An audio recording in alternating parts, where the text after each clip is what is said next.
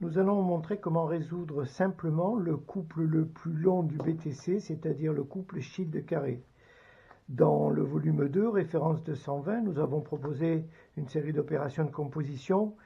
Nous allons en montrer une autre, donc de deux manières différentes, d'abord par opération de composition, et ensuite nous allons un petit peu décomposer très simplement et très rapidement pour essayer de montrer comment mémoriser et résoudre assez simplement ce couple qui peut effrayer de par la longueur de sa résolution.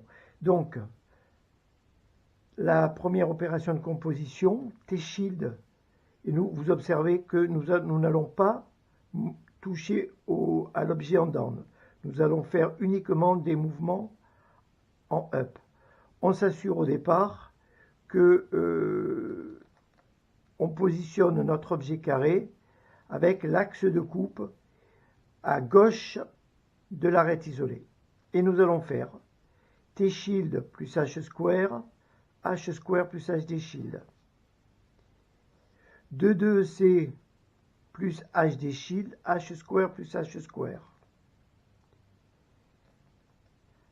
3 corps plus H square plus HD shield de 2. 3 corps plus HD shield de 2, H square plus H square. Et nous bougeons, nous rappelons que l'objet en up. 2,2C plus H square plus HD shield.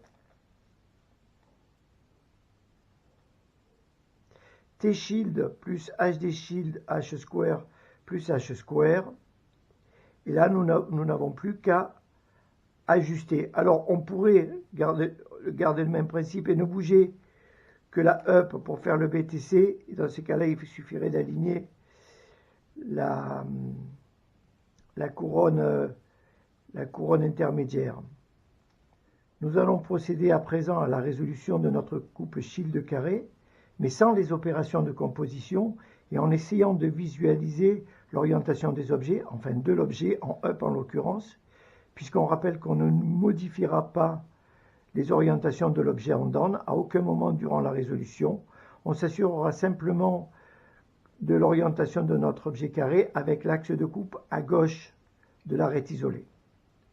Notre objet shield, on peut imaginer ici une flèche orientée vers la droite. Ici, on va vouloir préserver la paire. Donc, on va légèrement modifier l'orientation pour préserver la paire. Ici, notre objet shield de 2, on va le faire pointer vers la droite. Notre objet flèche ici va être réorienté, il va toujours pointer vers la droite, mais plutôt vers le haut. Notre objet shield de 2, ici, on va le faire orienter toujours vers la droite, mais plutôt vers le bas. Ici, on va séparer la paire, contrairement au début de la résolution. Et ici, on va réorienter notre objet shield et on ajuste. Nous allons revenir sur la question du point de départ, c'est-à-dire l'axe de coupe à gauche de l'arête isolée. Et pourquoi à gauche? Et que se passerait-il si on positionnait l'axe de coupe à droite de l'arête isolée? Ce qui va changer, c'est ni plus ni moins que la polarité. Ici, nous avons le P carré L en up, le P carré R en down. Si on modifie cette orientation de sorte d'avoir l'axe de coupe à droite de l'arête isolée, nous avons désormais le P carré R en up et le P carré L en down. Alors, ça ne va pas changer radicalement la façon de faire et le principe de ne pas modifier l'orientation de l'objet en down reste le même, mais certaines orientations vont nécessiter d'être modifiées selon qu'on ait une configuration ou l'autre. Et il se peut que en résolution, en compétition, vous ne tombiez pas sur ce couple-là, mais directement sur le couple P carré, qui est à une unité de distance par rapport au au shield carré et que vous ayez le P carré en polarité asymétrique ou autrement appelé le bas de fist. Donc, ici à gauche, nous avons le cas, nous avons provoqué le cas que nous avons vu dans la vidéo, c'est-à-dire avec la polarité L en haut. Et ici, nous avons provoqué le cas, nous allons provoquer le cas pour avoir le P carré en polarité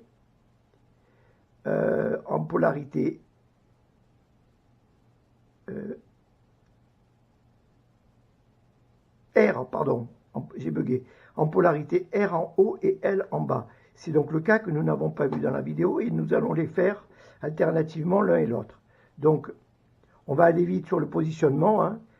Ici, nous sommes à l'axe de coupe à gauche de l'arête isolée et ici à droite de l'arête isolée.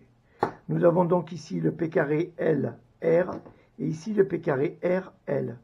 Nous disons dans notre vidéo qu'il s'agit de préserver la paire. Et celle-ci est ici en position haute, vous observez. Si on essaie avec celui-ci, on ne peut pas préserver la paire, on n'a pas d'axe de coupe. On la préserverait, mais dans ce cas-là, elle passe à droite de l'axe de coupe, alors qu'ici, elle est à gauche. Et il faut la préserver à gauche. Ce qu'il convient de faire, c'est tout simplement modifier son orientation pour qu'elle passe en position basse. Elle reste à gauche de l'axe de coupe et nous exécutons une action slash. Nous obtenons les mêmes objets. Nous constatons un changement d'orientation de l'objet ici. Il est plutôt en haut, il est plutôt en bas. Mais c'est surtout l'objet en down shield. Ici, il est tête en bas et ici, il est tête en haut. On ne touche pas l'objet en down, toujours.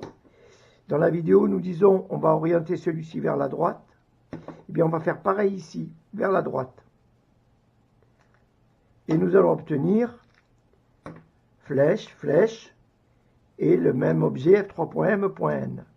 Mais vous observez que dans la vidéo, nous disons qu'il s'agit d'orienter ici notre objet flèche avec la pointe plutôt vers le haut, pointée à droite. Ici, on constate qu'elle est déjà orientée de cette façon-là. Donc, si on ne fait rien, on va revenir en arrière. Donc, ce qu'il va s'agir de faire, c'est modifier son orientation. Elle reste à droite de l'axe de coupe. Et nous allons obtenir notre couple shield de 2 carré, qui lui va se résoudre de la même manière. Et non pas de la même manière, parce que ici, notre axe de coupe est à gauche de l'arête isolée, et ici, il est à droite. Donc, si on garde le principe qu'on ne modifie pas en down, donc dans ces cas-là, cette orientation ne va pas convenir, puisqu'ici, on va se positionner comme ça, pour atteindre P carré good fist.